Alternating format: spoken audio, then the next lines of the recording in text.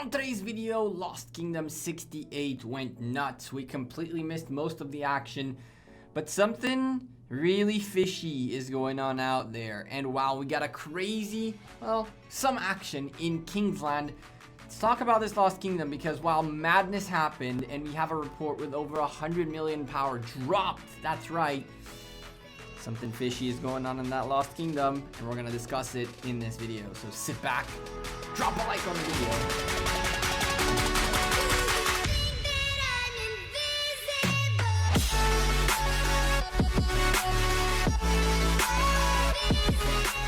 Hey there YouTube, welcome back to Gekko Gaming as we look at Lost Kingdom 68's Kingsland when it opened up.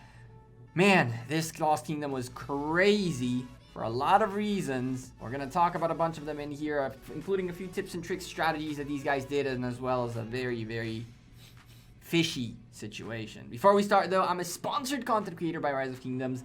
If you enjoy the content, slap a like on the video, and of course, hit that subscribe down below. Turn the bell to get a notification when I go live, when I post a video. Every single day we got Rise of Kingdoms content coming up on this channel.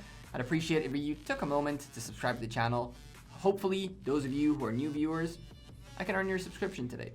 With that being said, madness all over the place. Kingsland opened up and this is mayhem. Now, orange and purple are going up against yellow and pink. Now, this Lost Kingdom has been a complete madness from the beginning.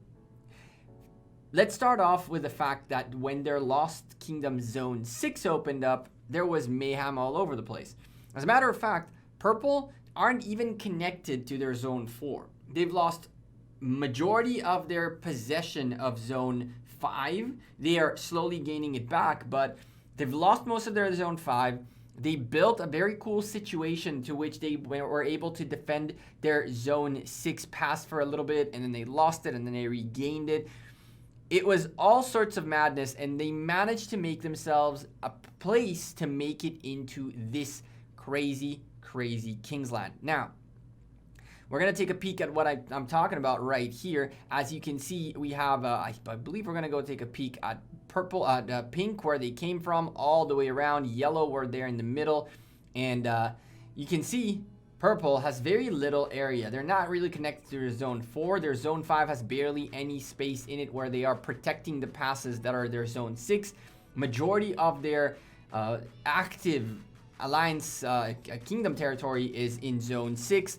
What they did, as you can see in both passes, is that they surrounded the pass on both sides with fortresses. And I found that really cool because even after they lost the pass once or twice, one of the fortresses burned down. There were fortresses on the other side which took a little while for them to burn, and what ended up happening is these guys made a comeback, took the pass back, dropped fortresses on the other side again, and this keeps one side of the pass always with fortresses available. And when you have to break two fortresses to really make a kingdom relinquish power on a pass, it means that that kingdom has a good week worth of being down to try to make a comeback, and that's what purple did. They were down for a few days. We're going to see a bunch of reports from their level 5 passes that were completely nuts, as they did their best to try to hold on to them, but when they lost them, they then went on to do what they need to do.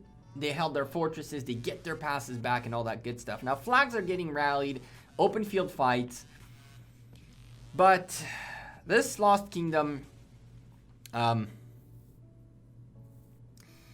of got tainted with a topic I don't want to go into too much. A lot of you have asked me about my opinion on these things, and a lot of you have been talking to me about how crazy this is, and even Lilith have sent a very clear mail recently that they are looking into these allegations and into all these things. But here's the deal. Third-party applications are a very common thing in RTS kind of games, Rise of Kingdoms, Lords Mobile, so forth and so on. Bots that farm for you, bots that do all these crazy things. In Lords Mobile, we used to have an alliance, which was a helps alliance. It had 30 members who would always click help, so all you had to do is get out of the main alliance, go to the sub-alliance, do whatever you need to do to get helps, and it would just like 30 helps just like that.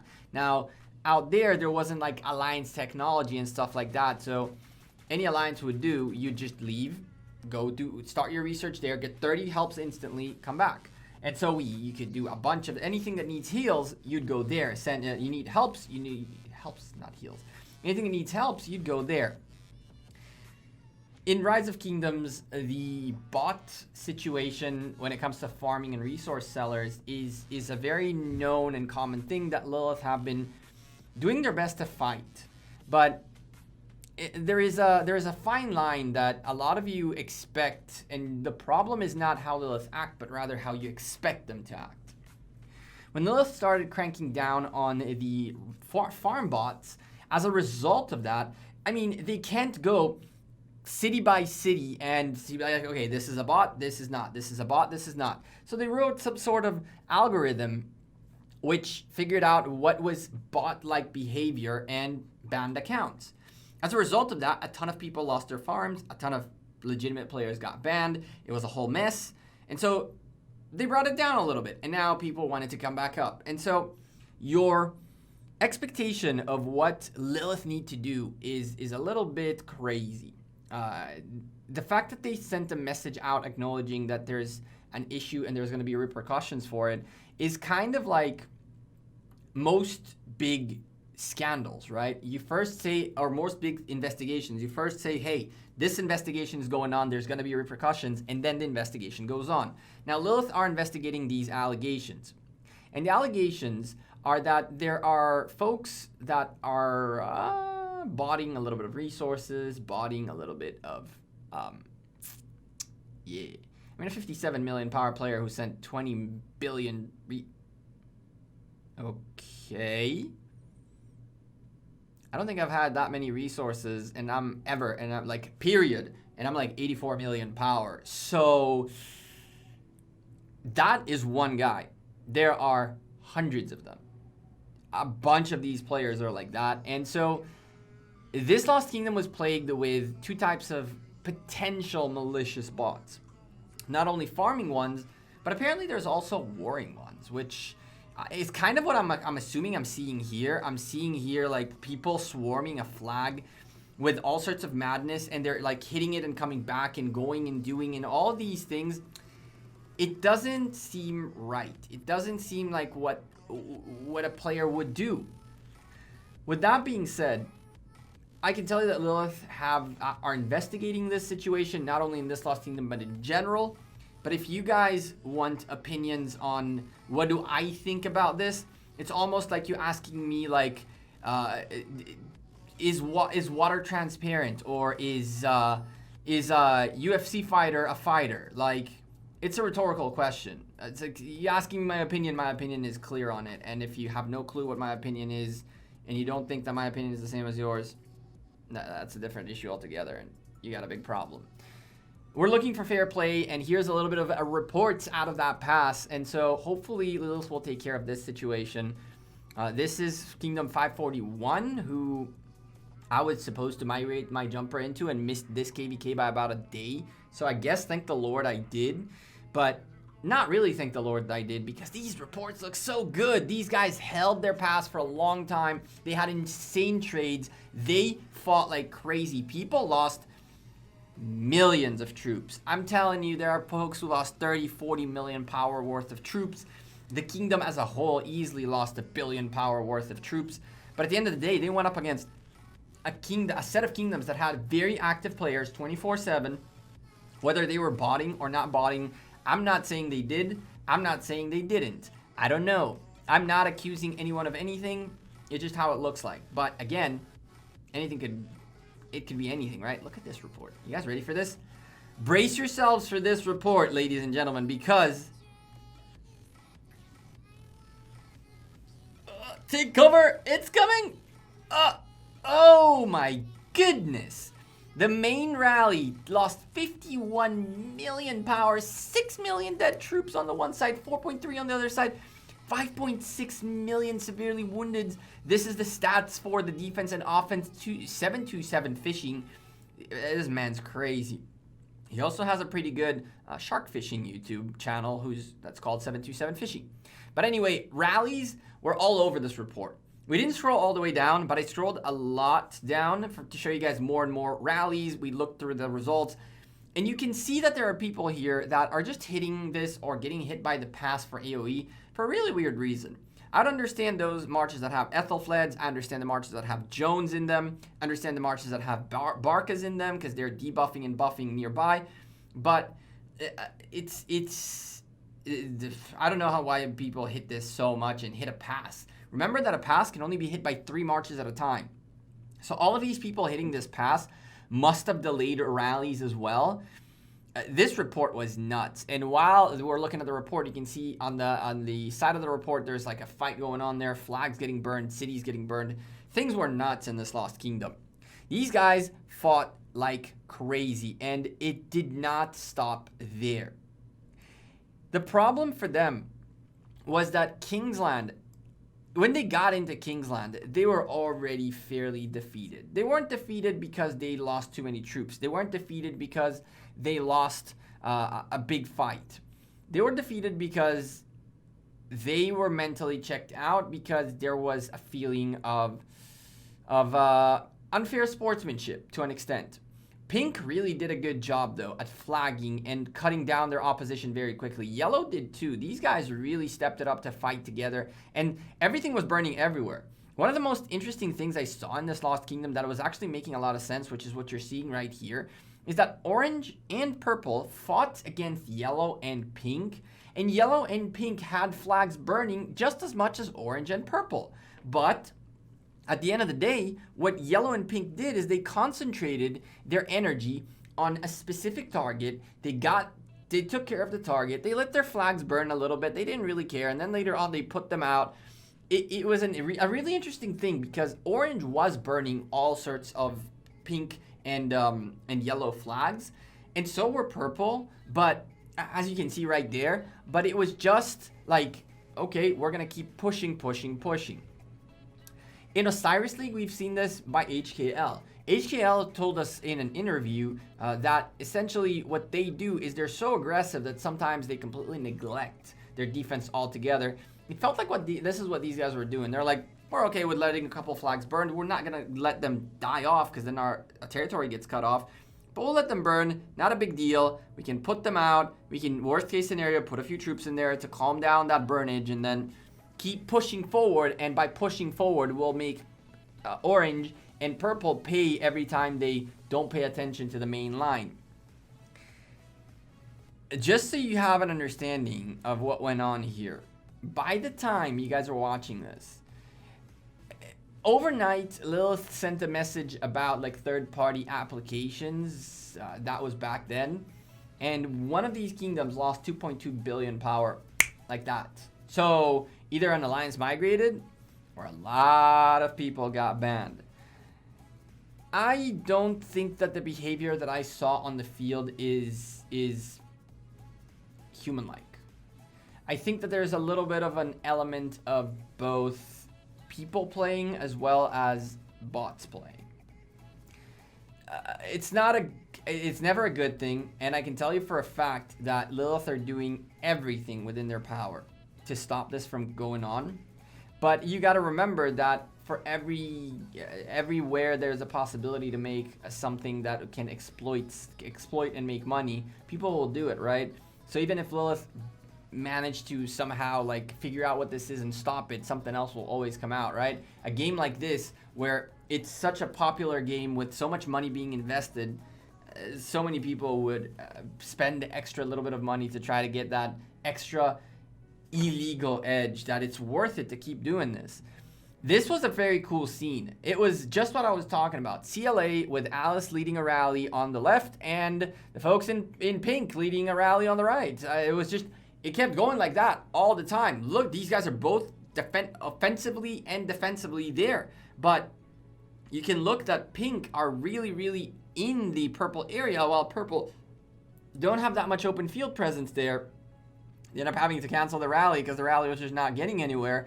But on the other side, pink, we're just going at it at this flag, non-stop. Now, CLA did something here that was pretty cool. They, of course, I thought they were going to go counter rally. Then this thing went on to the next flag, which was kind of nuts. I did manage to see some. There's a counter rally for this, by the way. There was one really cool scene that I don't remember if we caught on video, but it was really, really, really, really, really cool. When they were zeroing a guy, and I think I have this piece of footage rolling in a little bit ahead, but they were zeroing this guy, right? And the folks in pink had like 4 or 5 rallies on the guy, but they weren't all timed correctly. So what ended up happening is that one rally hit, and then one other rally came in, but it came in a bit late, and the first rally hitting had already pretty much brought the city down to red. What pink went to do, which was actually cool as all hell, pink just swarmed the city.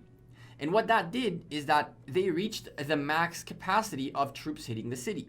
If you didn't know this, only 10 marches can hit a city. We actually got timed out because of all the lag. But anyway, more reports for you guys to enjoy. Lots of stats, lots of deaths, lots of crazy numbers. But anyway, 10 marches can hit a city. 10 marches can hit a building too, by the way. After that, no more. And so what ends up happening is these guys had a rally, and then they swarmed the city with 9 other marches. And then what happened, the rally that was coming in arrived, but it didn't have anywhere to hit the building. So you can see in the footage the rally moving around trying to find a spot for it to stop and hit the rally, the city, and it wasn't able to do it. Once the city burned, everybody was like, "Woohoo, we burned the city," and went away. And only when they went away, the rally hit the city. I really, really, really, really like that idea. It's super expensive, probably. It was very painful.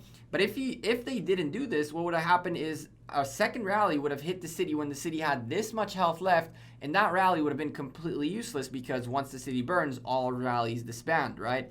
So by delaying the ability of the rally to hit the city, I think you're going to see it in this clip right here. Our man right here, 64 million power about to go down. I think this is the clip. We're going to take a look really quickly and see.